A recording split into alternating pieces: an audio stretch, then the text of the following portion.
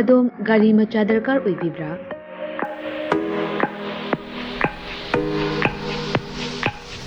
Supnagi minute kuntragi manungda document ichang changdana Vespa amadi Aprilia gi apamba model sing supna dagi lupa lising tara khaktang puthok piduna loan oina lawba yabagi khudong chaba pizare. Akupa marol kidamak contact tobirau 9089895330 amadi 9615823252 Tulasi Motors Private Limited Thangmaiban amadi Sangai Pro Kudong Chaba si Mangan Bigano ngasi mag-contact tobirau terms and condition apply.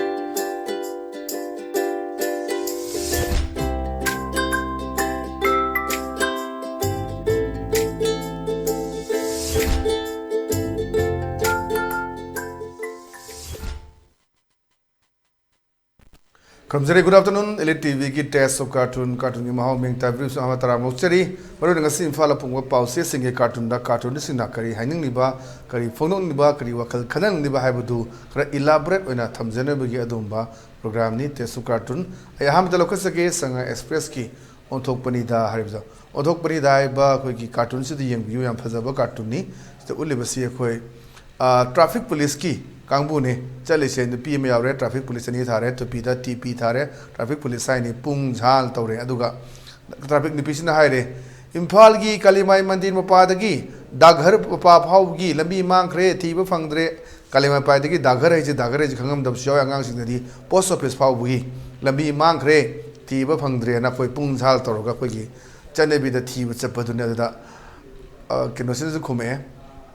ani sudha chale ba pung jimna Aku to phom khangdre lambira gari parking to phomla khangdre na aku myam ubire mani Kalimai mandir dagi hek singjamai rom dagi lakpada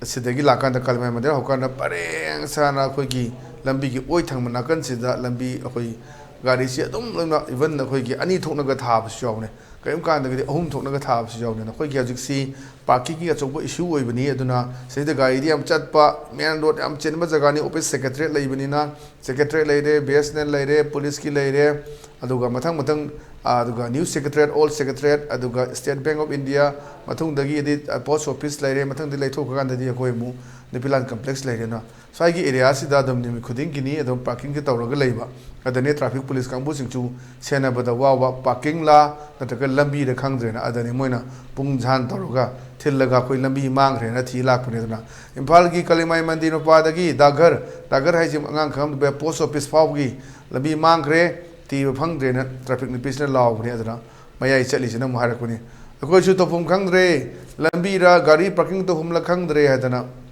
dum mayam ba tuan ba VIP BVIP mayam gi sum gari je tharaga thambani lambi chale ba singda chouba awaba mayok na ba adu traffic police na ubu wakhalon mo ne khalli badu akoi gi cartoonist BBS na ura kanda yam phajana akoi gi cartoon sida puthora kanda mayam do wakhal khalan nambagi yam phajaba adumba message namba piba wahan thok leiba cartoon ni haidana agi motagi thamjage mathang da lei bisna koi sana leiba ki loide dana haibadni stage da machana pasna yu ngawra leiba mapasna chaibagi chenni leise Mina tumba chaba siba khangdana kapnari noina thakchillaga waja ngaung nei ne hana macha je chaibane aduna macha sina haipet ni sa harap nungairaga harakuni pabung waja nati ne kok thugairi ne na yu thakchillaga khoi ngausellaga kok thugai wakan kanba waja wadung ngangba yu thaka tani mayam sai doni English ngangi di English lon batam gi di yu thau gain haina ba khoi dum lei doni me jaga khudi maktine dum tawba khoi gi yu je thakraga di dum khoi gi sabada English kumba yarok chala khang de dana yu thakraga kan de khoi English dum thu e dana khoi local gi khang de ba pan gi tha kan English am thu e me am haina ba su le dana jok ni aduna sai sida dum mina ji lan kam dana khodana chatra lei no ne sida ngausin dana yu thakchelaga ojaw ngang dana adu toiga apu du phaiga da phate gana ngang lei badu da achana pa dana haine babung ai wajaw ngang manate ne kok thugai ni ne na ada kai no hai du sima pa sina ana suma me am su lei hojik si adum migi asoibadi thi yam laibani aduga akhuna maru orisi akhoi mioiba amana afaba ma thabak torok modamda adu thagat pi bai se encouragement tawbasi am darka oiba aduna ta akhoi kainona haibaduni akhoi afaba ima ama piu prithvi joy tawgena almain tawdana akhoi encouragement haibasi yam darka oi maduna dragadi akhoi hek torobda sidhanabi simasina akhoi afaba thabam torokpada akhoi mangjil thana chapangam de ato jaga singda natraga ato furuk macha singda di akhoi amana torokpasi akhoi mateng pangjanaba se maji business am hairega su business karbar wala tore singsina mona support tawba madu dimba lupa lakh kya laini lupa lakh tara de akhoi tara na panjala lakh amon piraga lakh tara ma pirasi mana business su hinga na akhoi mathang mu singalak na ba kaina hai sumba yam fajaba karbar wala gi aduma mayam su lei akhoi na sidana bini mine tawri photo kitang soibada akhoi su mangaire wahai amata amtang soigi bada hekta viral oidana adagi troll tawdana mayam tawdugi am sem sadu leibani mioi basisu akhoi lai makti nate human is error haibani akhoi sum soiba yorp legani ana saisida mine tawba singthana daba hidak ta thakchelaga dum ngang sak leiba dui mapa na ngang baduni adana mapa adu ngang duma hai khumedani adu mapa ju nga etumina leire babung mojang nate ne kok thugai ne na adu haibam to khangdre aduni leiba am fajaba cartoon ne thamjage mathang de leisna koi pongna phamgi balo he haibaduni balo he sida uli bisida mapu sina masu sida yam kuina school ka da bayum sum leiba da hangbani karigino nangna school kuina sangna ka drisina hayda masu nupa de kume pupu kalon suti amaka ju thagre na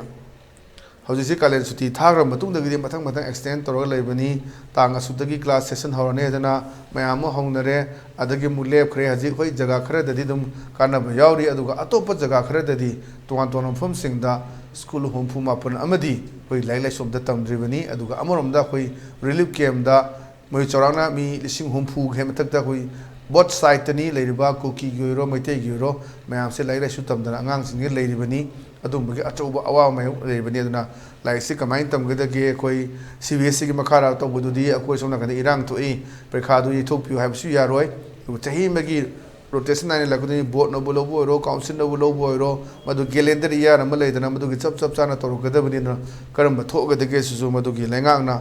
concerned authority na school education department na higher education na mayam madu di loro kani du haji angang sing lai film su da mana haibdani kalen suti amuka thagre na adu jaga khare di ji school ka ba maruina class 8 phawgi angang sing di khoi school ka ba jaga sing da ui haibo wafam du thamjage mathang da leisina khoi hoilan pawgi as loire haibduni as loire haibe sensida khoi ahal loirba ngaktani sida ye ibe sing se adu da hajikal sida khara adum tholak pa yawba tai madu tholak pudu nani hajigi cartoon nisna khud thare ise adeda nipi duna phone tawre moi babu nang hauji kadai da lege na mana ure wakhanda mana ubuduni ada asida phone painari ni phone da wari sanai pi ni amasu nu pa je phone paire ai hauji restaurant da leite nu pi hadana ji restaurant ga sidi hajik si mu hoi khara tawbudi yang dra du haji matam stadi khari lamna re duga matam am da lerba restaurant gi pibam du di hauji yamna handare hai tare only chaba thakpana taba amamba ka dangi lerba pibam du di haji yam nana adugi nusa mangan phangna adugi mai ngana tharma jaga singda yamna lemna chanaba gi phom ure du kayum kanda jaga khara da dum leitab sunati aduna ahal loiba ngaktani sida ye bisida photo sigi matung na haiba tai cartoon sigi matung ina ye bisi aduna moi babu nang hoji gadai lege hangbani amaduna restaurant da rasila sanaba gi mong ni masida uningi si aduna ai hoji restaurant da leite ni pi hana hura manna ko ta pai haidana aduna sumba dum thok tab sunate kara dum yawi adum yorak puduna ni cartoon sin hajiki leiba irangi matam sida sumba su leibra haidana wahang amagaluna puthorokpa cartoon ni haidana ai thamjage basang da leisina khoi Isel Express ki nai de haibaduni sede leisi ko sakpam je chi cookie tribe hai tare adugi photo ni adu amasina officer leire adamana haire office sibu kadai da ka do no khoi bo na haji chi tonga tomba office kana da bangaktani cookie gi fal ta ba sing aduga maitei gi su ato pachin da ta ba sing jaga sing se dum se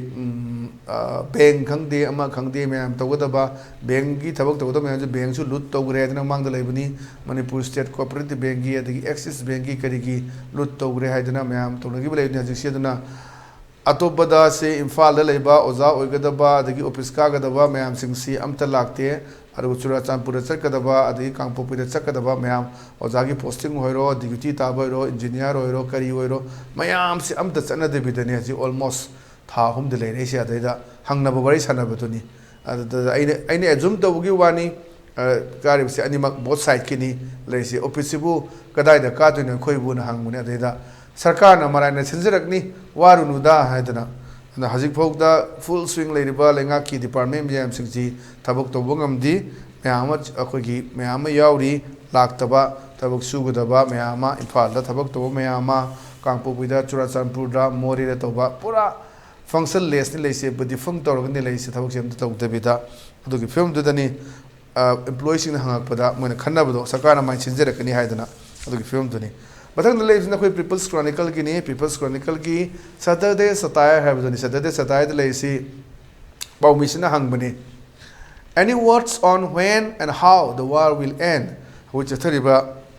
ꯂꯥꯟꯁꯤ ꯀꯔꯝ ꯀꯥꯟꯗ ꯂꯣꯏꯁꯤꯟꯒꯗꯒꯦ ꯀꯔꯝ ꯀꯥꯟꯗ ꯂꯣꯏꯁꯤꯟꯕ ꯌꯥꯒꯕꯒꯦ ꯍꯥꯏꯅ ꯃꯥꯒꯤ ꯃꯣꯠ ꯂꯧꯕ ꯍꯪꯕꯅꯤ ꯑꯗꯨꯗ ꯍꯥꯏꯔꯛꯏꯅꯦ ꯉꯥꯏꯍꯥꯛ ꯆꯤꯡꯉꯦ right now it is difficult to say ꯍꯧꯖꯤꯛ ꯌꯥꯝꯅ ꯂꯨꯏ ꯍꯧꯖꯤꯛꯃꯛ ꯍꯥꯏꯕꯗꯤ but I am quite sure ꯑꯩꯅ ꯇꯁꯦꯡꯅ ꯊꯥꯖꯩ ꯃꯗꯨꯗꯤ that it will surely end one day definitely ꯃꯥꯒꯤ ꯈꯣꯝꯁꯦ ꯑꯁ ꯍꯧꯖꯤꯛꯇꯤꯅꯦ ꯑꯩ ꯀꯔꯤꯝ ꯍꯥꯏ ꯉꯝꯗꯦ ꯌꯥꯝ ꯂꯨꯏ ꯃꯁꯤ ꯍꯥꯏꯕꯁꯤ ꯑꯗꯨꯕꯨ ꯑꯩꯅ ꯊꯥꯖꯩ ꯅꯣꯡꯃ ꯅꯠꯇ꯭ꯔꯒ ꯅꯣꯡꯃꯗꯤ ꯁꯣꯏꯗꯅ ꯂꯥꯟꯁꯤ ꯂꯣꯏꯒꯅꯤꯅꯗꯤ ꯆꯨꯝꯕ ꯃꯐꯝꯅꯤ ꯅꯣꯡꯃ ꯅꯠꯇ꯭ꯔꯒꯗꯤ ꯅꯣꯡꯃꯗꯤ ꯂꯣꯏꯅꯤ ꯑꯗꯨꯒ ꯍꯧꯖꯤꯛꯐꯥꯎꯗ ꯀꯔꯝꯕ ꯀꯥꯟꯗ ꯂꯣꯏꯒꯗꯒꯦ ꯍꯥꯏꯕꯗꯨꯗꯤ ꯇꯝꯕ ꯉꯝꯗꯦ ꯍꯧꯖꯤꯛ ꯂꯩꯔꯤꯕ ꯅꯍꯥꯟ ꯋꯥꯔꯤ ꯁꯥꯟꯅꯈꯤꯕ ꯁꯨꯗ ꯋꯥꯔꯤ ꯁꯥꯟꯅꯈꯤꯕ ꯑꯩꯈꯣꯏ ꯁꯦꯄꯔꯦꯠ ꯑꯦꯗꯃꯤꯅꯤꯁꯇ꯭ꯔꯦꯁꯟꯒꯤ ꯃꯈꯥꯗ ꯌꯨꯅꯤꯌꯟ ꯇꯦꯔꯤꯇꯣꯔꯤ ꯑꯃ ꯃꯗꯨꯁꯨ ꯂꯦꯖꯤꯁꯂꯦꯇꯤꯚꯀꯤ ꯄꯥꯋꯔ ꯂꯩꯒꯗꯕ ꯑꯗꯨꯃ ꯄꯤꯌꯨ ꯀꯥꯏꯅ ꯍꯥꯏꯕ ꯋꯥꯐꯝ ꯂꯩ ꯚꯥꯔꯠ ꯂꯩꯉꯥꯛ ꯀꯃꯥꯏꯅ ꯇꯧꯒꯗꯒꯦ 2024 ꯃꯊꯪꯒꯤ ꯆꯍꯤꯁꯤꯗ ꯑꯩꯈꯣꯏ ꯄꯥꯔꯂꯤꯌꯥꯃꯦꯟ ꯏꯂꯦꯛꯁꯟꯅꯤ ꯃꯣꯗꯤꯒꯤ ꯁꯔꯀꯥꯔ ꯍꯜꯂꯛꯀꯗ꯭ꯔꯥ ꯍꯜꯂꯛꯑꯣꯏꯗ꯭ꯔꯥ ꯑꯆꯧꯕ ꯋꯥꯍꯪꯅꯤ ꯂꯩꯔꯤꯁꯤ ꯑꯗꯨꯅ ꯃꯣꯗꯤꯅ ꯍꯧꯖꯤꯛꯐꯥꯎꯗ ꯃꯅꯤꯄꯨꯔꯒꯤ ꯏꯁꯨꯒꯤ ꯃꯇꯥꯡꯗ ꯉꯥꯡꯂꯤꯕꯁꯤ ꯀꯔꯤꯒꯤꯅꯣ ꯅꯍꯥꯟꯗꯤ ꯑꯩꯈꯣꯏꯒꯤ ꯅꯦꯀꯦꯠ ꯄꯦꯔꯦꯠ ꯇꯧꯕꯒꯤ ꯃꯇꯥꯡꯗꯗꯤ ꯍꯥꯏ ꯉꯁꯥꯏ ꯑꯌꯨꯛꯁꯨ ꯑꯩꯈꯣꯏ ꯅꯩꯅꯈꯤꯕꯗꯣ ꯍꯥꯏꯗꯨꯅꯤ ꯃꯗꯨꯅ ꯑꯆꯧꯕ ꯃꯣꯏꯗ ꯁꯣꯏꯅꯕꯒꯤ ꯃꯔꯝ ꯑꯣꯏꯔꯦ ꯍꯥꯏꯗꯅ ꯃꯤꯖꯣꯔꯥꯝꯒꯤꯁꯨ ꯏꯂꯦꯛꯁꯟ ꯃꯌꯥꯅꯦꯅ ꯑꯐꯥꯎ ꯁꯥꯔꯨꯕꯒꯤ ꯃꯥꯒꯤꯁꯨ ꯍꯧꯖꯤꯛ ꯑꯋꯥꯕ ꯃꯥꯌꯣꯛꯅꯔꯦ ꯍꯥꯏꯕꯗꯨꯅꯤ ꯃꯥꯒꯤ ꯖꯒꯥꯗꯨꯗ ꯆꯦꯟꯕ ꯅꯪꯒꯤ ꯖꯒꯥꯗꯨꯗ ꯃꯤꯁꯤꯡꯒꯤ ꯄ꯭ꯔꯣꯇꯦꯛꯁꯟ ꯉꯝꯗ꯭ꯔꯒꯗꯤ ꯀꯅꯥꯅ ꯂꯝ ꯀꯣꯏꯕ ꯂꯥꯛꯀꯅꯤ ꯀꯔꯤ ꯂꯥꯛꯀꯅꯤ ꯍꯥꯏꯗꯅ ꯃꯈꯣꯏꯗꯁꯨ ꯑꯋꯥꯕ ꯂꯩꯕ ꯑꯗꯒꯤ ꯂꯣꯏꯅꯃꯛ ꯆꯪꯉꯛꯄ ꯔꯤꯐ꯭ꯌꯨꯖꯤꯁꯤꯡ ꯑꯩꯒꯤꯗ ꯊꯝꯒꯅꯤ ꯑꯗꯨꯒ ꯊꯝꯃꯒ ꯃꯥꯅ ꯑꯁꯣꯝꯗꯒꯤ ꯚꯥꯔꯠ ꯁꯔꯀꯥꯔꯗꯒꯤ ꯄꯩꯁꯥ ꯅꯤꯒꯦ ꯍꯥꯏꯕꯅꯤ ꯑꯗꯣ ꯚꯥꯔꯠ ꯁꯔꯀꯥꯔꯅ ꯍꯧꯖꯤꯛꯇꯤ ꯄꯩꯁꯥ ꯄꯤꯔꯛꯄ ꯂꯩꯇ꯭ꯔꯤ ꯑꯗꯨꯅ ꯍꯧꯖꯤꯛ ꯂꯩꯔꯤꯕ ꯁꯤꯆꯨꯋꯦꯁꯟꯁꯤ ꯌꯥꯝ ꯂꯨꯕ ꯂꯥꯟꯁꯤ ꯀꯔꯝ ꯀꯥꯟ ꯂꯣꯏꯒꯗꯒꯦ ꯍꯥꯏꯕ ꯉꯝꯗꯕ ꯑꯗꯨꯅꯤ ꯉꯁꯥꯏ ꯄꯥꯎꯃꯤꯁꯤꯅ ꯍꯪꯕꯗ ꯃꯥꯅ ꯍꯥꯏꯁꯦ ꯌꯥꯝꯗꯤ ꯂꯨꯏ ꯀꯔꯝ ꯀꯥꯟꯗ ꯂꯥꯟꯁꯤ ꯂꯣꯏꯒꯗꯦ ꯑꯗꯨꯕꯨ ꯑꯩ ꯇꯁꯦꯡꯅ ꯊꯥꯖꯩ ꯃꯗꯨꯗꯤ ꯅꯣꯡꯃ ꯅꯠꯇ꯭ꯔꯒ ꯅꯣꯡꯃꯗꯤ ꯂꯣꯏꯅꯤꯅ ꯅꯣꯡꯃ ꯅꯠꯇ꯭ꯔꯒ ꯅꯣꯡꯃꯗꯤ ꯀꯝꯄꯜꯁꯔꯤ ꯂꯣꯏꯅꯤ ꯑꯗꯨꯅ ꯑꯗꯨꯝ ꯅꯣꯛꯅꯤꯡꯕꯁꯨ ꯌꯥꯎꯕ ꯋꯥꯈꯜꯁꯨ ꯈꯜꯍꯟꯕ ꯌꯥꯝ ꯐꯖ ꯐꯖꯕ ꯀꯥꯔꯇꯨꯟꯁꯤ ꯌꯥꯝ ꯂꯩ ꯑꯗꯨꯅ ꯑꯩꯈꯣꯏꯒꯤ ꯑꯦꯅꯤ ꯏꯃꯨꯡ ꯑꯃꯅ ꯈꯕꯔ 19 19 ꯐꯣꯡꯉꯤꯕꯁꯤꯡꯁꯤ ꯂꯣꯏꯅꯃꯛ ꯂꯧꯕꯁꯤ ꯌꯥꯎꯗꯕꯅꯤꯅ ꯄꯤꯔꯤꯕ ꯑꯩꯈꯣꯏꯅ ꯍꯥꯏꯅꯕꯗꯣ ꯋꯥꯍꯩ 1,000,000 2,000 ꯏꯕꯗꯤ ꯑꯄꯤꯛꯄ ꯐꯣꯇꯣꯒ꯭ꯔꯥꯐ ꯑꯃꯅ ꯄꯤꯛꯆꯔ ꯑꯃꯅ ꯃꯗꯨꯒꯤ ꯋꯥꯍꯟꯊꯣꯛ ꯑꯗꯨꯝ ꯂꯩꯍꯟꯕ ꯉꯝꯃꯤ ꯍꯥꯏꯗꯅ ꯀꯥꯔꯇꯨꯟꯁꯤꯡꯁꯤ ꯄꯤꯔꯤꯕ ꯌꯥꯝ ꯐꯖ ꯐꯖꯕ ꯋꯥꯈꯜ ꯈꯜꯍꯟꯕ ꯅꯣꯛꯍꯟꯕꯁꯨ ꯌꯥꯎꯕ ꯅꯣꯛꯅ ꯅꯣꯛꯅ ꯋꯥꯈꯜꯁꯨ ꯈꯜꯍꯟꯕ ꯃꯌꯥꯝ ꯑꯃ ꯌꯥꯎꯏ ꯑꯗꯨ ꯃꯌꯥꯝꯗꯨ khitang ꯃꯌꯥꯝꯗ ꯇꯝꯖꯅꯕꯒꯤ ꯑꯗꯨꯒ ꯑꯩꯒꯤ ꯑꯣꯏꯔꯤꯕ ꯃꯤꯌꯦꯡꯗꯒꯤ ꯃꯁꯤ ꯀꯔꯤꯅꯣ ꯍꯥꯏꯕ ꯊꯥꯖꯕ ꯑꯩꯈꯣꯏꯒꯤ ꯄꯣꯠꯇꯨꯅꯦ ꯊꯝꯖꯔꯤꯁꯦ ꯑꯗꯨ ꯀꯔꯤꯒꯨꯝꯕ ꯀꯥꯟꯗ ꯑꯦꯡꯒꯜꯁꯦ ꯈꯦꯠꯅꯕ ꯌꯥꯎ ꯑꯩꯅ ꯍꯥꯏꯖꯕꯗꯣ ꯃꯌꯥꯝꯁꯨ ꯑꯌꯦꯡꯕꯁꯤꯡ ꯈꯪꯕꯤꯔꯝꯒꯅꯤ ꯑꯩꯈꯣꯏꯒꯤ ꯐꯥꯏꯟ ꯑꯥꯔꯠꯀꯤ ꯑꯥꯔꯇꯤꯁ ꯑꯃꯅ ꯌꯦꯡꯀꯥꯟꯗ ꯃꯥꯅ ꯇꯨꯔꯤꯁꯦ ꯐꯩꯅ ꯆꯤꯡꯕ ꯀ꯭ꯔꯣꯁ ꯆꯤꯡꯕ ꯁꯤꯒꯤ ꯋꯥꯍꯟꯊꯣꯛ ꯌꯥꯝ ꯂꯩꯕ ꯑꯩ ꯃꯗꯨꯒꯤ ꯑꯦꯛꯁꯄꯥꯔꯠꯄꯨꯗꯤ ꯅꯠꯇꯦ ꯑꯗꯨꯕꯨ ꯑꯗꯨꯃꯥꯏꯅ ꯇꯧꯗꯅ ꯑꯩꯅ ꯌꯦꯡꯕ ꯃꯤꯠꯌꯦꯡꯁꯤꯒ ꯑꯩꯒꯤ ꯑꯣꯏꯔꯤꯕ ꯄꯔꯁꯄꯦꯛꯇꯤꯞꯁꯤꯒ ꯀꯥꯔꯇꯨꯅꯤꯁꯅ ꯎꯠꯂꯤꯕ ꯄꯔꯁꯄꯦꯛꯇꯤꯞ ꯀꯔꯤꯒꯨꯝꯕ ꯀꯥꯟꯗ ꯈꯔ ꯈꯦꯠꯅꯕ ꯌꯥꯎꯔꯝꯒꯗ꯭ꯔꯥ ꯃꯗꯨꯗꯤ ꯃꯌꯥꯝ ꯉꯥꯛꯄꯤꯔꯣ ꯃꯌꯥꯝꯒꯤ ꯚ꯭ꯌꯨꯁꯨ ꯂꯩꯔꯝꯒꯅꯤ ꯑꯩꯅ khitang ꯑꯦꯂꯥꯕꯣꯔꯦꯠ ꯇꯧꯕꯒꯤ ꯋꯥꯅꯤ ꯑꯗꯨꯒ ꯀꯥꯔꯇꯨꯟꯁꯤꯡꯁꯤ ꯇꯧꯔꯤꯕꯁꯤ ꯇꯁꯦꯡꯅ ꯍꯦꯛ ꯄ꯭ꯔꯖꯥꯁꯤꯡꯅ ꯍꯥꯏꯕ ꯉꯝꯗꯕꯗꯣ ꯀꯥꯔꯇꯨꯟꯁꯤꯒꯤ ꯈꯨꯠꯊꯥꯡꯗ ꯑꯆꯧꯕ ꯃꯦꯗꯤꯌꯝ ꯑꯃꯅꯤ ꯃꯁꯤꯁꯨ ꯑꯗꯨꯒ ꯑꯩꯈꯣꯏꯒꯤ ꯏꯟꯐ꯭ꯂꯨꯌꯦꯟꯁ ꯑꯃꯁꯨ ꯄꯤꯕ ꯉꯝꯕ ꯑꯗꯨꯝꯕ ꯀꯩꯅꯣꯅꯤ ꯃꯗꯨꯒꯤ ꯀꯥꯔꯇꯨꯟꯅꯤ ꯑꯗꯨꯒꯤ ꯀꯂꯝ ꯑꯃ ꯍꯥꯏꯕ ꯇꯥꯔꯦ ꯑꯗꯨꯅ ꯌꯥꯝ ꯐꯖꯕ ꯃꯌꯥꯝꯗ ꯑꯗꯨꯝ ꯈꯔ ꯈꯔ ꯑꯩꯅ ꯏꯂꯥꯕꯣꯔꯦꯠ ꯇꯧꯖꯔꯒ ꯑꯩꯈꯣꯏꯒꯤ ꯍꯥꯏꯖꯕꯅꯤ ꯃꯌꯥꯝꯅ ꯑꯁꯣꯏ ꯑꯉꯥꯝ ꯌꯥꯎꯔꯁꯨ ꯑꯗꯨꯒ ꯃꯁꯤ ꯇꯧꯔꯒꯗꯤ ꯍꯦꯟꯅ ꯐꯖꯅꯤ ꯀ ꯍꯥꯏꯕꯗꯨ ꯍꯥꯏꯕꯤꯔꯒꯗꯤ ꯍꯦꯟꯅ ꯑꯃꯨꯛ ꯑꯩꯈꯣꯏ ꯅꯨꯡꯉꯥꯏꯕ ꯑꯣꯏꯒꯅꯤ ꯍꯥꯏꯅ ꯊꯝꯖꯒꯦ ꯑꯗꯨꯅ ꯃꯌꯥꯝꯅꯁꯨ ꯐꯤꯗꯕꯦꯛ ꯁꯦꯁꯟ ꯑꯗꯨꯝ ꯄꯤꯕꯤꯌꯨ ꯑꯩ ꯃꯌꯥꯝꯒꯤ ꯐꯤꯗꯕꯦꯛ ꯁꯦꯁꯟꯗꯨ ꯑꯗꯨꯝ ꯊꯕꯛꯇꯣ ꯑꯣꯟꯊꯣꯛꯅꯕ ꯍꯣꯠꯅꯖꯒꯦ ꯍꯥꯏꯕ ꯑꯃ ꯊꯝꯖꯩ ꯉꯁꯤꯒꯤꯗꯤ ꯀꯥꯏꯗꯅꯕ ꯊꯝꯕꯤꯖꯔꯤ ꯄꯤꯅꯦꯕꯁ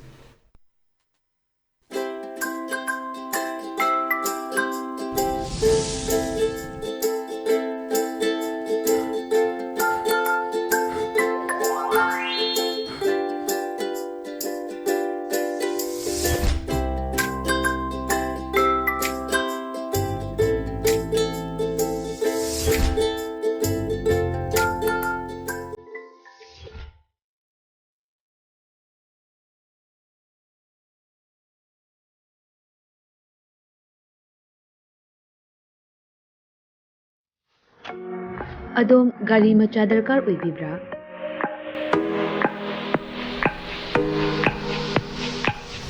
Supnagi minute kuntragi manungda document ichang changdana Vespa amadi Aprilia gi apamba model sing supna dagi lupa lising tara khaktang puthok piduna loan oina lawba yabagi khudong chaba pizare. Akupa marul kidamak contact tawbirau 9089895330 amadi 9615823252 Tulasi Motors Private Limited Thangmaiban amadi Sangai Pro Kudong Chaba si Manghan Bigano ngasi mag-contact tawbirau terms and conditions apply.